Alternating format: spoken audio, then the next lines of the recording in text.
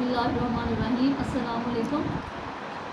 मैंने स्टूडेंट्स आप लोगों को पिछले लेक्चर में बताया था कि मुतवाज़न ग़िज़ा क्या होती है और वो हमने पूरा चैप्टर डिस्कस किया था और मैंने कहा था हम इंशाल्लाह इसके शॉर्ट क्वेश्चंस जो हैं वो नेक्स्ट लेक्चर में डिस्कस करेंगे। तो आज पहले मैं आपको मुतवाज़न ग़िज़ा के जो शॉर्ट क्वेश्चंस हैं वो बता देती हूँ इम्पॉर्टेंट, और इसके अलावा भी हो सकते हैं वो आपने थॉरली ये चैप्टर खुद पढ़ना है और खुद जो है इनके शॉर्ट क्वेश्चन लिखने हैं। तो सबसे पहले तो इसकी डेफिनेशन कि मुतवाज़न ग़िज़ा से क्या मुराद है, ये क्वेश्चन है इम्पॉर्टेंट। फिर इसके बाद कि मुतवाज़न ग़िज़ा की अहमियत क्या है, यानी अगर ग़िज़ा मुतवाज़न नहीं होगी तो हमारे जिस्म में कौन कौन सी बीमारियां लाहक हो सकती हैं या कौन कौन सी सिम्टम्स नुमायाँ हो सकते हैं जिससे हमें अंदाज़ा होगा कि ग़िज़ा गैर मुतवाज़न है। इसी के उसी मतलब रेफरेंस में कॉन्टेक्स्ट में आ जाता है कि रक्स तग़ज़िया से क्या मुराद है, वो भी मैं आपको इसके बारे में बता चुकी हूँ डिटेल में, मैल न्यूट्रिशन जिसको हम कहते हैं। फिर नेक्स्ट क्वेश्चन इंपॉर्टेंट है कि मुतवाज़न ग़िज़ा का जब हम इंतख़ाब करते हैं तो हम किन किन असूलों को मद्देनज़र रखते हैं, यानी किन किन बातों को मद्देनज़र रखते हैं, इंपॉर्टेंट पॉइंट्स कौन कौन से हैं।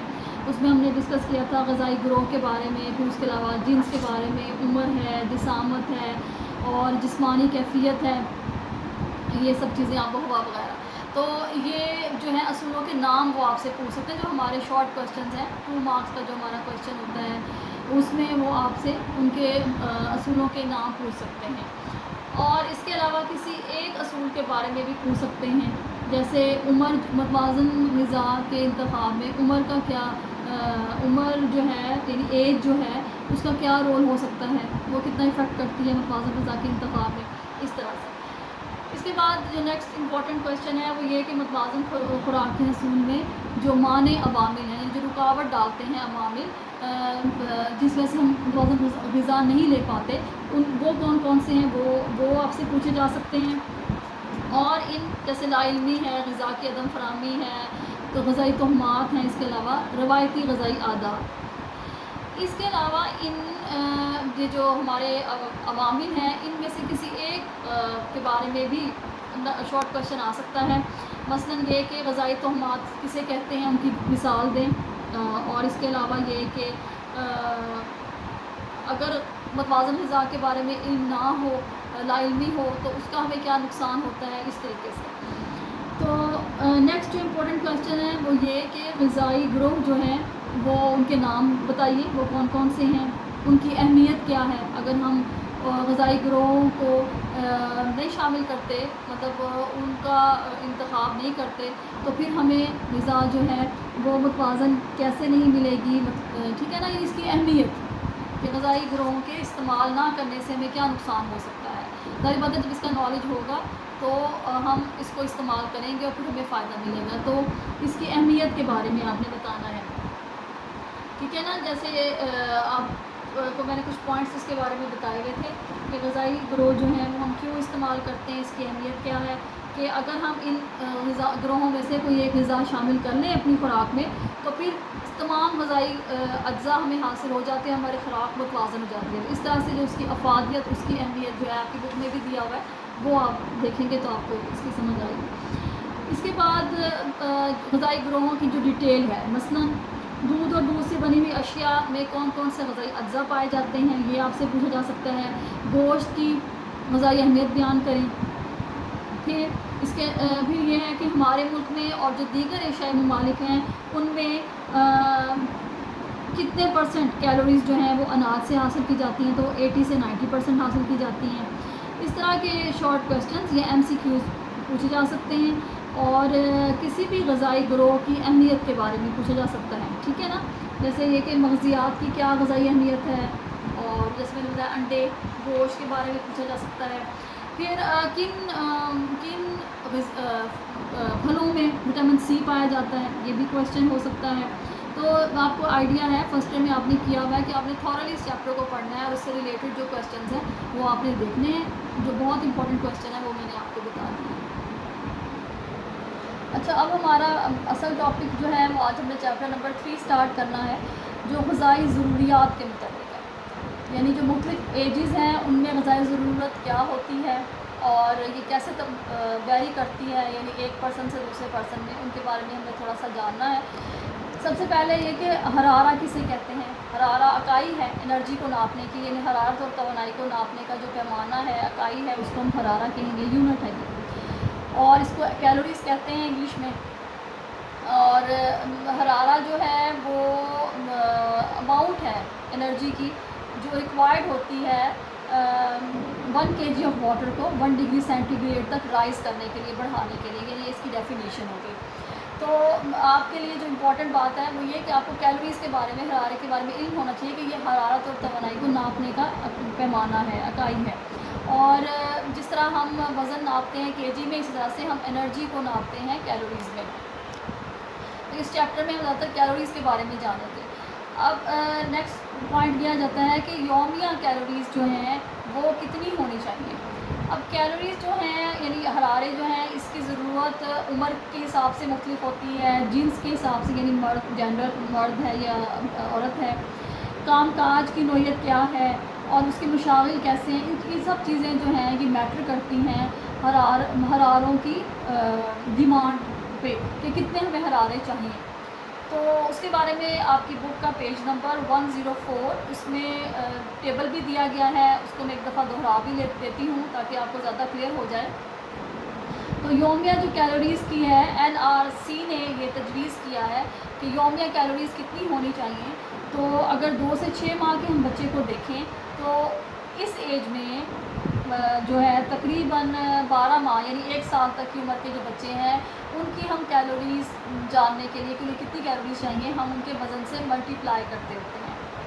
کیسے؟ جیسے 2 سے 6 ماہ کی عمر میں جو بچہ ہے اس کو 120 کیلوریز چاہیے فی کلو گرام وزن کے حساب سے، یعنی اس کے ہر وزن پہ اس کو 120 کیلوریز چاہیے، 120 ملٹیپلائڈ بائی کے جی، یعنی اس کا وزن کتنا ہے، اس سے ہم ملٹیپلائی کر دیں گے۔ پھر 7 سے 12 منتھ کے جو بچہ ہے اس کو 100 کو ہم ملٹیپلائی کریں گے اس کے وزن سے۔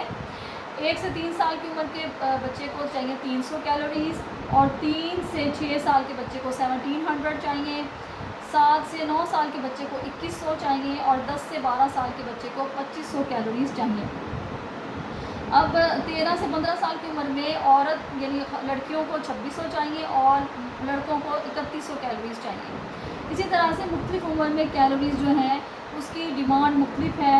ایون 65 ایئرز میں آپ کو 1800 عورتوں کو چاہیے ہوتی ہے اور 2550 کیلوریز چاہیے ہوتی ہے مردوں کو۔ جہاں تک پریگننٹ اور لیکٹیٹنگ مدرس کی بات ہے تو جو پریگننٹ خواتین ہیں ان کو آخری 6 ماہ میں 300 کیلوریز زیادہ چاہیے ہوتی ہے ایک عام عورت کی نسبت، اور جو لیکٹیٹنگ مدرز ہیں ان کو 1000 کیلوریز زیادہ چاہیے ہوتی ہیں عام عورت کی مقابلے میں۔ تو یہ کیلوریز کی تجویز کردہ مقدار ہے جو مختلف ایجز میں کتنی ہونی چاہیے۔ پورا ایک ٹیبل ہے، آپ جب اپنی پریکٹیکل فائل انشاءاللہ بنائیں گے اس میں آپ نے یہ والا ٹیبل اپنا جو ہے وہ اٹیچ کرنا ہے، لکھ کے لگانا ہے۔ نیکسٹ اس میں آ جاتا ہے کہ کن غذاؤں میں 100 کن غذاؤں کی کتنی مقدار میں 100 کیلوریز پائی جاتی ہیں۔ یہ بھی ایک ٹیبل ہے جو آپ نے اپنی پریکٹیکل فائل میں لگانا ہے۔ اس کے بارے میں تھوڑا سا میں آپ کو بتا دیتی ہوں۔ مثلاً اگر آپ دودھ لے رہے ہیں 172 گرام تو اس میں 100 کیلوریز پائی جائیں گی۔ اگر آپ بلائی لے رہے ہیں 2 چمچ درمیانے تو اس میں 100 کیلوریز پائی جائیں گی۔ اس طرح سے مختلف غذائیں آپ کو دی ہوئی ہیں، ٹیبل ہے پورا۔ اور ڈبل روٹی کے 2 سلائس چھوٹے ہیں یا 1 سلائس بڑا ہے تو اس میں 100 کیلوریز ہوں گی۔ اسی طرح سے دال کا اگر 2/3 کپ ہے تو اس میں 100 کیلوریز ہوں گی، یعنی 1 کپ کے اگر 2 حصے ہیں، 3 حصوں میں سے 2 حصے اگر آپ نے لے رہے ہیں تو اس میں 100 کیلوریز پائی جائیں گی، 2/3 اس کو ہم کہیں گے۔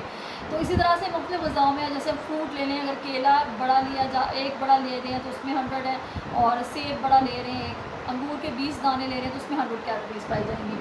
تو یہ ایسی غذائیں ہیں، ان کی مقدار بتائی گئی ہے جس میں 100 کیلوریز پائی جاتی ہیں۔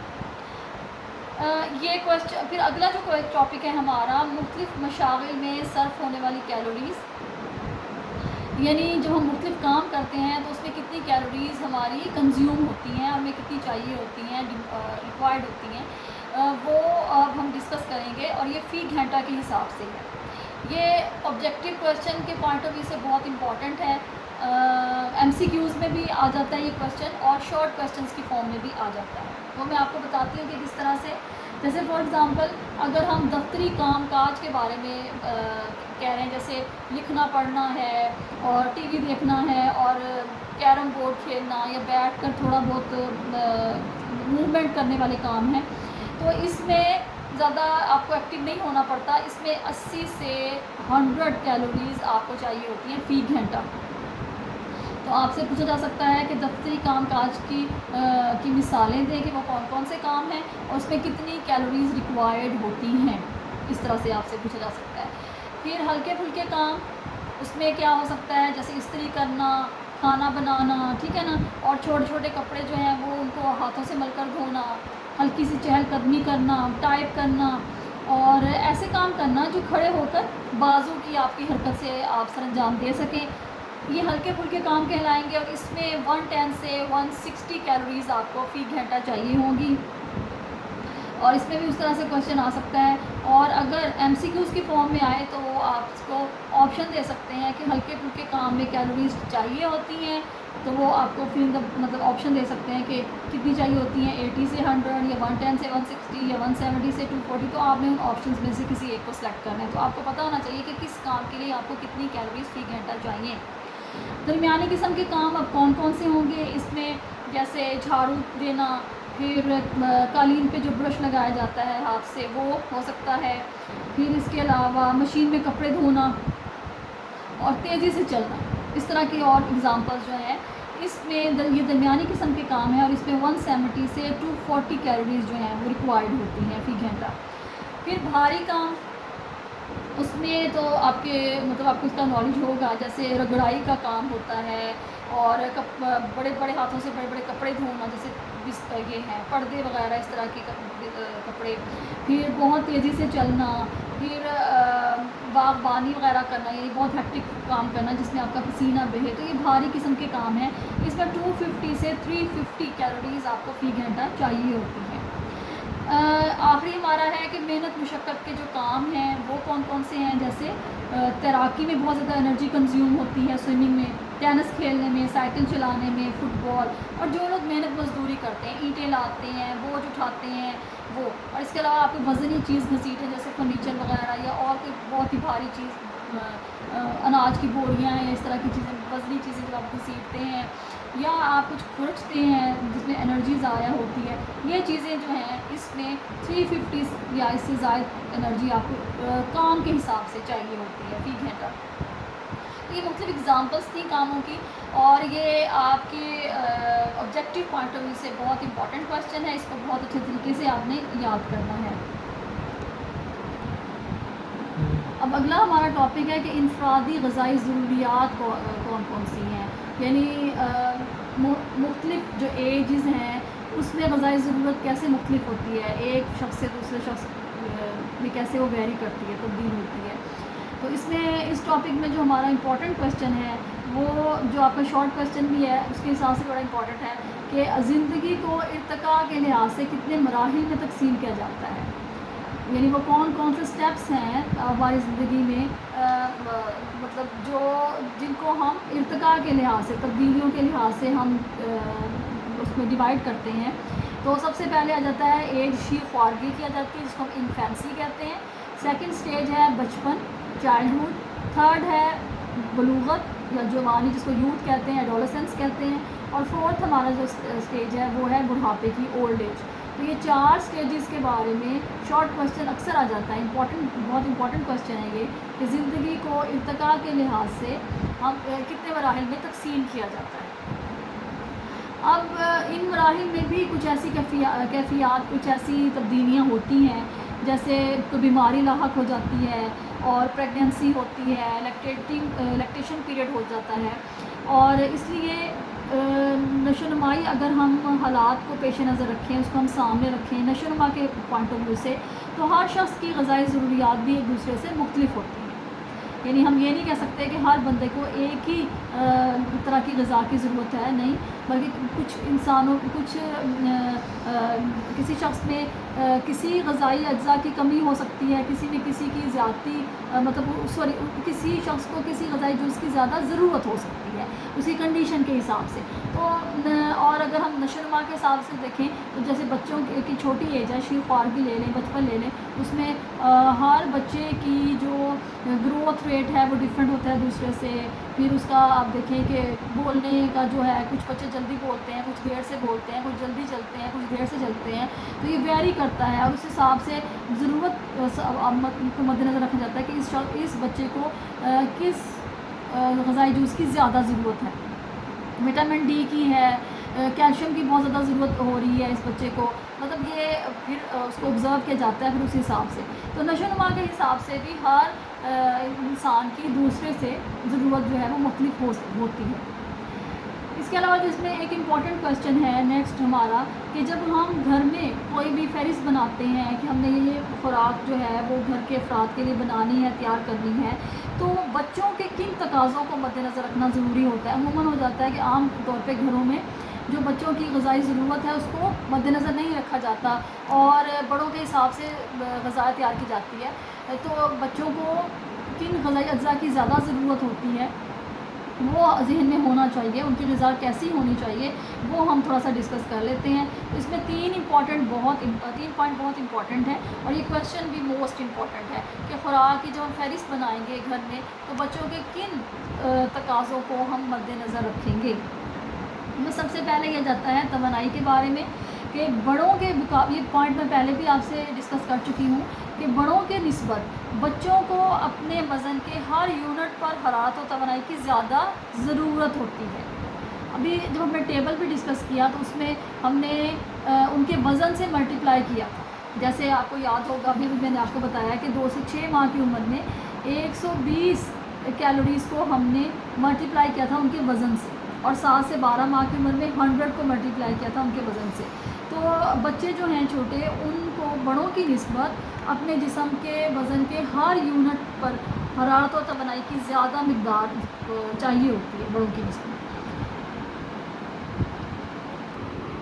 سیکنڈ جو ہمارا ہے پوائنٹ وہ ہے نشو و نما کے حساب سے، یعنی جو بچوں کی غذا میں وہ اجزاء ہونے چاہیے بڑوں کی نسبت زیادہ جو نشو و نما کے لیے ضروری ہیں. مثلا پروٹین، وٹامن اور نمکیات کا تناسب بڑوں کی نسبت بچوں کی غذا میں ہونا چاہیے زیادہ. پھر بچوں کی قوت ہاضمہ جو ہے، یعنی ان کا جو ڈائجسٹو سسٹم ہے وہ کافی کمزور ہوتا ہے. وقت کے ساتھ ساتھ جو ان کی ایج بڑھتی ہے وہ زیادہ اسٹرانگ ہوتا ہے. تو بچوں کی جو قوت ہاضمہ ہے، ہضم کرنے کی جو ان کی صلاحیت ہے وہ بڑوں کی نسبت مختلف ہوتی ہے. تو ان کو ایسی غذائیں دینی پڑتی ہیں جو زود ہضم ہوں، آسانی سے ہضم ہو جائیں، اور اس کے علاوہ یہ کہ ان کی تھوڑی سی کوالٹی بھی ڈفرینٹ ہوتی ہے. مطلب آپ دیکھیں کہ انہیں بچوں کو زیادہ تر کھچڑی دی جاتی ہے، ساگو دانہ، اور اس کے علاوہ کوئی سوپ دیتے ہیں، اور اگر انڈا وغیرہ بھی دیں گے تو نرم دیں گے، سخت نہیں دیتے. یعنی ایسی غذائیں دیتے ہیں جو نرم ہوں، زیادہ سخت نہ ہوں. اب ہم ان کو تھوڑا سا ڈیٹیل میں ڈسکس کرتے ہیں. تو توانائی کی جہاں تک بات ہے، انرجی کی، تو ویسے دیکھا جائے تو بچوں اور بڑوں کی خوراک میں کوئی غذائی اجزاء کے حساب سے فرق نہیں ہوتا. جو غذائی اجزاء کی زیادہ ضرورت بڑوں کا ہے ویسی بچوں کو ہے، لیکن ان کی مقدار میں فرق ہوتا ہے. جیسے میں نے بتایا کہ بچوں کو بڑوں کی اگر ہم نسبت دیکھیں تو ان کو اپنے وزن کی نسبت زیادہ انرجی چاہیے ہوتی ہے. اور جیسے 4 ماہ تک کی عمر میں بچوں کا وزن تقریباً دگنا ہو جاتا ہے پیدائش کے مقابلے میں. تو ان کی جو رفتار ہوتی ہے نشو و نما کی وہ کافی تیز ہوتی ہے. اس کے علاوہ بچوں کو اپنے جسم جو اندرونی ان کے افعال ہیں، نظام ہے، اس کی رفتار بھی چونکہ بڑوں کی نسبت زیادہ ہوتی ہے، اس لیے ان کو زیادہ انرجی چاہیے ہوتی ہے انٹرنل سسٹم کے لیے بھی. اور جب بچوں کی چونکہ ظاہر ہے یہ ایج ہے، اس میں ان کا قد بڑھ رہا ہے، ان کے دوسرے باڈی آرگنز بڑھ رہے ہیں، تو ان کے لیے بھی انہیں اپنے نئے خلیات کی تعمیر کے لیے زیادہ فوڈ چاہیے، زیادہ انرجی چاہیے ہوگی. اور اس کے علاوہ چونکہ بچے بہت زیادہ ایکٹیو ہوتے ہیں، ہائپر ایکٹیو ہوتے ہیں اور زیادہ چلتے پھرتے ہیں، آپ دیکھا ہوگا ان کو جلدی بھوک لگتی ہے بڑوں کی نسبت. تو وجہ یہی ہوتی ہے کہ بڑے زیادہ تر بیٹھے رہتے ہیں یا لیٹ گئے یا تھوڑا سا چل لیا، لیکن بچے بھاگتے دوڑتے رہتے ہیں. تو اس لیے ان کو اپنے ہر کام کے لیے ظاہر انرجی میں چاہیے، تو اس لیے بچوں کو انرجی زیادہ چاہیے. اور جہاں تک جینڈر کی بات ہے تو لڑکوں کو لڑکیوں کی نسبت زیادہ جسمانی کام کرنا ہوتا ہے، اس لیے ان کی باڈی بلڈ بھی ایسی ہوتی ہے، اس لیے انہیں زیادہ انرجیٹک فوڈ چاہیے ہوتا ہے لڑکیوں کی نسبت، یعنی دونوں کو سیم انرجی ہے لیکن چونکہ وہ زیادہ ہائپر ایکٹیو ہوتے ہیں لڑکے، اس لیے ان کو نسبتاً انرجی تھوڑی زیادہ چاہیے ہوتی ہے۔ جہاں تک نشو و نما کی بات ہے تو نشو و نما کے لیے بھی ظاہر حرارت و توانا چاہیے، یعنی ہمیں اپنے ہر کام باڈی کے لیے ہونے والے ہر کام کے لیے ہمیں انرجی چاہیے۔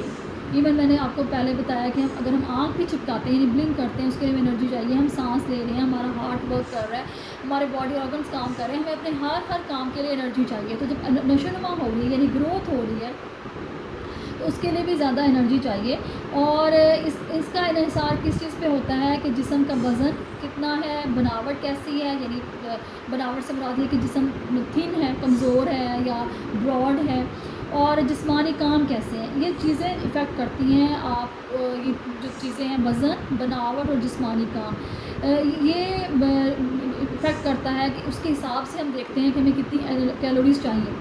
اس کے علاوہ نشو و نما کے لیے پروٹین کی بھی ضرورت ہوتی ہے، جو خلیوں کو یعنی سیلز کو بناتی ہیں، ٹیشوز کو بناتی ہیں، مسلز کو بناتی ہیں، ان سب کی نشو و نما کے لیے اور ان کی ریپیئر کے لیے ان سب کی ہمیں انرجی چاہیے۔ تو شیر خوار اور چھوٹے بچے جو ہیں زیادہ تر دودھ پہ جن کا ڈیپینڈ ہوتا ہے ان کو جسم کے فی کلو گرام وزن کے حساب سے بڑوں کی نسبت زیادہ انرجی کیلوریز چاہیے ہوتی ہیں، اور اسی طرح سے جو کم عمر بچے ہیں ان کو بڑی عمر کے بچوں کی نسبت دگنی پروٹین چاہیے ہوتی ہے اور 4 گنا کیلشیم چاہیے ہوتا ہے۔ کیلشیم کس لیے زیادہ ضروری ہے؟ آپ کی ہڈیوں کے لیے ضروری ہے، دانتوں کی بنانے کے لیے ضروری ہے، تو جو اس کا مین کام ہے، اس کے علاوہ اس کے اور بھی کام ہے، تو اس لیے بچوں کو 4 گنا زیادہ کیلشیم چاہیے ہوتا ہے بڑوں کی نسبت۔ اب اگر ہم ایجز کے حساب سے دیکھیں تو 1 سال کی عمر میں 3.5 گرام پروٹین چاہیے ہوتی ہے فی کلو گرام وزن کے حساب سے، اور 6 سال کی عمر میں 2.5 گرام پروٹین چاہیے ہوتی ہے فی کلو گرام وزن کے حساب سے۔ میں نے بتایا نا کہ ہم وزن سے ملٹیپلائی کریں گے۔ اس طرح سے 12 سے 17 سال کی عمر میں 1.5 گرام پروٹین چاہیے ہوتی ہے فی کلو گرام وزن کے حساب سے۔ تو کیا ہوا کہ جو ایج بڑھ رہی ہے پروٹین کی جو ریکوائرمنٹ ہے وہ کم ہوتی چلی جا رہی ہے۔ 1 سال کی عمر میں 3.5 تھا اور 6 سال کی عمر میں 2.5 تھا، اور 12 سے 17 سال کی عمر میں 1.5 گرام پروٹین کی ڈیمانڈ ہو گئی، ریکوائرمنٹ ہو گئی، اور جہاں تک بڑی عمر کے لوگ ہیں ان کو 1 گرام پروٹین چاہیے ہوتی ہے فی کلو گرام وزن کے حساب سے۔ اب جو حیواناتی پروٹین ہے مثلاً دودھ، لسی ہو گئی، گوشت ہو گئے، انڈے ہو گئے، یہ مکمل پروٹین کہلاتی ہے۔ بڑوں کی خوراک میں یہ 40% اس کی ڈیمانڈ ہے، اور بچوں کی خوراک میں 60% ہونی چاہیے۔ اور اس کے علاوہ دودھ پروٹین کے لیے دودھ جو ہم بچے زیادہ استعمال کرتے ہیں تو اس میں پروٹین کے علاوہ کیلشیم پایا جاتا ہے، فاسفورس ہوتا ہے جو ہڈیوں کے لیے بہت ضروری ہے، وٹامن اے ہے جو آئی سائٹ کے لیے بہت ضروری ہے، وٹامن بی ہے، وٹامن B2 ہے، اور وٹامن ڈی بھی ہڈیوں کے لیے بہت ضروری ہے۔ وٹامن ڈی کے بارے میں بتا دیا جائے کہ وٹامن ڈی اور کیلشیم لازم و ملزوم ہے، اگر وٹامن ڈی نہیں ہوگا تو ہماری باڈی میں کیلشیم ایبزارب نہیں ہوگا۔ ان سب کی مقدار جو ہے زیادہ پائی جاتی ہے دودھ میں۔ ان سب کو میں ڈیٹیل میں اس لیے نہیں بتا رہی کہ انشاءاللہ تعالیٰ نیکسٹ ہمارے جو چیپٹرز ہیں وہ ان سب کے بارے میں ڈیٹیل میں ہیں، تو میں ابھی آپ کو تھوڑا سا زیادہ ڈیٹیل میں نہیں اس کے بارے میں جاؤں گی۔ تو دودھ کی جہاں تک غذائی اہمیت کے بارے میں اگر آپ سے پوچھیں تو دودھ میں کیا پایا جاتا ہے؟ Protein, calcium, phosphorus, vitamin A, vitamin B, vitamin B2 اور وٹامن ڈی جو ہے وہ پایا جاتا ہے۔ جب تک وٹامن ڈی کی بات ہے تو دودھ کی جو بلائی ہے، کیونکہ جو وٹامن ڈی ہے وہ فیٹ سولبل وٹامن ہے، ADEN کے فیٹ سولبل وٹامن ہے، یعنی چکنائی میں حل پذیر وٹامنس۔ تو بلائی جو جن غذاؤں میں چکنائی ہوتی ہے جیسے بلائی ہے، تو اگر بچوں کو دودھ میں بلائی مکس کر دی جائے تو پھر ان کو وٹامن ڈی کا بڑا اچھا سورس مل جائے گا، لیکن اگر بچوں کو بھی دودھ چھان کے دیا جائے اور فیٹ کس طرح سے اس کے اندر ایڈ نہ ہو، اسکم ملک ہو، تو پھر ان کو وٹامن ڈی اتنا نہیں ملے گا۔ تو وٹامن ڈی دودھ میں کس صورت میں پایا جاتا ہے؟ چکنائی کی فارم میں پایا جاتا ہے، تو اگر بلائی کو ایڈ کر لیا جائے تو بہت اچھا سورس وٹامن ڈی کا بچوں کو مل سکتا ہے۔ پھر جہاں تک وٹامن سی بچوں کے لیے بہت ضروری ہے، وٹامن سی سے ریزسٹنس ہوتی ہے باڈی میں، اسکن کے لیے بہت اچھا ہے۔ تو یہ کن کن غذاؤں میں پایا جاتا ہے یہ بھی شارٹ کویشچن ہو سکتا ہے۔ مالٹے میں، سنترے میں، گریپ فروٹ جس کو ہم کہتے ہیں चकोतरा कहते हैं, सब्ज़ पत्तों वाली सब्ज़ियाँ जैसे पालक है और साग वगैरह है, मेथी है, ये आयरन का बहुत रिच सोर्स है। अंडे हैं, फिर गोश्त वगैरह में पाया जाता है विटामिन सी, लेकिन विटामिन सी का जो रिच सोर्स है वो आंवले हैं, आंवलों में बहुत ज़्यादा पाया जाता है। और जो सिट्रस फ्रूट है उनमें ज़्यादा पाया जाता है। इसके अलावा अमरूद में पाया जाता है, धनिए में पाया जाता है। अच्छा, और इसके अलावा सब्ज़ियाँ होनी चाहिए बच्चों को, अंडे की जर्दी, तो इसमें आयरन होता है अंडे की जर्दी में, विटामिन ए होता है, जैसा मैंने अभी आपको बताया कि जिन ग़िज़ाओं में चिकनाई होगी उसमें विटामिन ए पाया जाएगा। मछली के तेल भी बच्चों के लिए बहुत ज़रूरी है। मछली का तेल की अगर थोड़ी सी मिक़दार भी हम शामिल कर लें अपनी ग़िज़ा में, कॉड लिवर ऑयल, तो उससे विटामिन ए और विटामिन डी काफ़ी मिक़दार में मिल जाता है। इसके अलावा आयरन का जो बेहतरीन ज़राए हैं उसमें कलेजी और लेग्यूम्स यानी फलियां हैं, मैंने आपको बताया बीन्स वगैरह, और मेथी बहुत अच्छा सोर्स है, यानी बच्चों को सब्ज़ियां देनी चाहिए। तो ये ग़िज़ाई अज्जा बच्चों के लिए बहुत ज़रूरी हैं, उनकी नशोनुमा के लिए, उनकी अच्छी सेहत के लिए। और ये जो है स्पेशली विटामिन डी उनकी ग़िज़ा में ज़रूर शामिल होना चाहिए, कैल्शियम और फास्फोरस शामिल होना चाहिए, आयरन शामिल होना चाहिए। अमूमन छोटे बच्चों में देखा जाता है कि आयरन की बहुत ज़्यादा कमी होती है, तो उनको आयरन वाली ग़िज़ाएँ जो है वो देनी चाहिए। मीट में आयरन बहुत अच्छा होता है, अंडे में, कलेजी में, और सब्ज़ पत्तों वाली सब्ज़ियों में मेथी उसका बहुत अच्छा सोर्स है, सबसे अच्छा सोर्स। इसके अलावा पालक है, साग है, इनमें। थर्ड हमारा टॉपिक था क़ुव्वत हाज़मा। ये हम थोड़ा उनकी डिटेल में कर रहे हैं कि आपका लॉन्ग क्वेश्चन आ जाता है कि शॉर्ट में मैंने आपको पॉइंट्स बता दिए, 3 पॉइंट्स थे कि खुराक की फ़हरिस्त बनाएं, तो बच्चों के किन तकाज़ों को हम मद्देनज़र रखेंगे। और जब हम लॉन्ग में आएगा तो देखा जाएगा कि बड़ों की निस्बत बड़ों और बच्चों के जो तकाज़े हैं, ग़िज़ाई तकाज़े, उनमें क्या फ़र्क है और किस हिसाब से फ़र्क है, तो वो पॉइंट्स हैं कि इन तवानाई के हिसाब से उनकी ग़िज़ा में थोड़ा सा फ़र्क आएगा, उसकी क्वांटिटी में और ग़िज़ाओं की क्वांटिटी में, और नशोनुमा के हिसाब से फ़र्क आएगा, और सबसे लास्ट में क़ुव्वत हाज़मा के हिसाब से भी फ़र्क आएगा। क्योंकि बच्चों का जो स्टमक है वो बहुत कमज़ोर होता है, इसलिए उनको जो पैदाइश के बाद शुरू के चंद महीनों में दूध दिया जाता है। फिर आहिस्ता आहिस्ता जब उनमें कार्बोहाइड्रेट यानी निशास्ते को हज़म करने की सलाहियत पैदा हो जाती है उनकी बॉडी में, तो फिर उनको वो वाली ग़िज़ाएँ दी जाती हैं जिनके अंदर कार्बोहाइड्रेट होता है, क्योंकि ज़्यादा जो कार्बोहाइड्रेट वाले फूड हैं वो उनमें एनर्जी बहुत ज़्यादा होती है। तो उसके लिए ज़रूरी भी है उनको हज़म करने के लिए कि आपका स्टमक जो है वो स्ट्रॉन्ग हो, वीक ना हो। एक और वजह भी होती है कि बच्चों को ठोस या नीम ठोस ग़िज़ाएँ क्यों नहीं दी जाती, क्योंकि बच्चों के अभी दांत नहीं निकलते। तो अमूमन बच्चों के दांत जो हैं वो 1 साल की उम्र में कुछ बच्चों के निकल आते हैं, यानी समझे कि 6 माह की उम्र से शुरू हो जाता है ये जो है प्रोसेस। तो कुछ बच्चों के जो हैं वो 1.5 साल की उम्र में होते हैं, कुछ के लेट होते हैं, डिपेंड करता है कि बच्चों की बॉडी में जो है वो कैल्शियम एंड फास्फोरस उनको ग़िज़ा में किस हिसाब से मिल रहा है, तो उनके दांत उस हिसाब से होते हैं। और इसके अलावा ये कि ज़्यादा दांत होंगे तो बच्चे वो ग़िज़ा चबा सकेंगे। कोशिश करनी चाहिए कि बच्चों को साफ़ सुथरी ग़िज़ा दी जाए और सही तरह पकी भी हो, आधी कच्ची ग़िज़ा ना हो, यानी हाफ़ कुक्ड फूड नहीं देना चाहिए, वो हेल्थ के लिए अच्छा नहीं होता। और ऐसी ग़िज़ा हो जो आसानी से हज़म हो सके, उसको हम कहते हैं ज़ूद हज़म ग़िज़ा। इसके अलावा जो छोटे बच्चे हैं उनको कच्चे फल और नहीं बहुत ज़्यादा देने चाहिए, और जैसे अमरूद देख लें, कच्चा अमरूद उसको सही तरह हज़म नहीं कर सकेंगे, ठीक है, तो कच्चे फल उन्हें अमूमन नहीं देने चाहिए। और सब्ज़ियाँ जो हैं वो कोशिश करें उनके छिलका थोड़ा सा उतार के, अमूमन तो छिलकों में ज़्यादा ग़िज़ाइयत होती है, तो कोशिश करें कि वो थोड़ा सा छिलका उनका जो हार्ड है, ज़ाहिर है उसको एडजस्ट करने में उसमें हो जाता है, आपका पॉलीसेकेराइड्स होते हैं, तो क्या कहना चाहिए उसको, कसीर शक्ली मुरक्कबात होते हैं उसके अंदर, वो इंशाल्लाह हम डिस्कस करेंगे कौन। तो उनकी छिलकों में वो होते हैं, बीज में होते हैं, तो उनको थोड़ा उतार के दें बच्चे को, जो है फल वो ज़रा सॉफ्ट करके दें, सॉफ्ट फल उनको दें।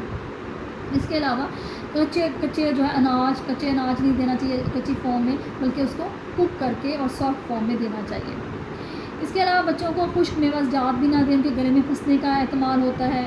फिर बच्चों को ज़्यादा ऑयली चीज़ें नहीं देनी चाहिए, क्योंकि ऑयली चीज़ों को भी हज़म करने के लिए बहुत ज़्यादा स्ट्रॉन्ग स्टमक चाहिए होता है। तो घी, मक्खन और रोगनियात पर जो मुश्तमिल ग़िज़ाएँ हैं कोशिश करें, बाज़ लोग छोटे बच्चों को, बहुत कम एज के बच्चों को पराठे वगैरह देते हैं, तो कोशिश करें कि शुरू की एज में वो ना दिया जाए, यानी 1 साल तक तो कोशिश करें कि वो ना दें। फिर बहुत ज़्यादा मीठी ग़िज़ाएँ हमने शायद پہلے ڈسکس کیا ہے کہ جو بچے چھوٹے ہوں تو انہیں زیادہ سبزیاں دینی چاہیے، پھل بعد میں انٹروڈیوس کروانے چاہیے، تو زیادہ میٹھی غذائیں ان کو نہ دیں، چاکلیٹ ٹافیز وغیرہ کینڈیز یہ چیزیں نہ دیں، اس کے علاوہ اچار چٹنیاں وغیرہ بھی اوائڈ کرنی چاہیے۔ تو 12 سے 14 سال کی عمر میں اچار چٹنیاں چٹپٹے کھانے یہ چیزیں نہیں دینی چاہیے، بچوں کو سافٹ ڈائٹ دینی چاہیے تاکہ ان کے اسٹمک کے ساتھ وہ میچ کرے اور وہ ایزیلی اس کو ڈائجسٹ کر سکیں اور ان کی وہ نشو و نما میں مدد دے سکیں۔ تو آج تک کے لیے ہمارا جو ٹاپک ہے وہ یہیں تک تھا، انشاءاللہ نیکسٹ لیکچر میں ہم اسی چیپٹر کو آگے کنٹینیو کریں گے۔ السلام علیکم۔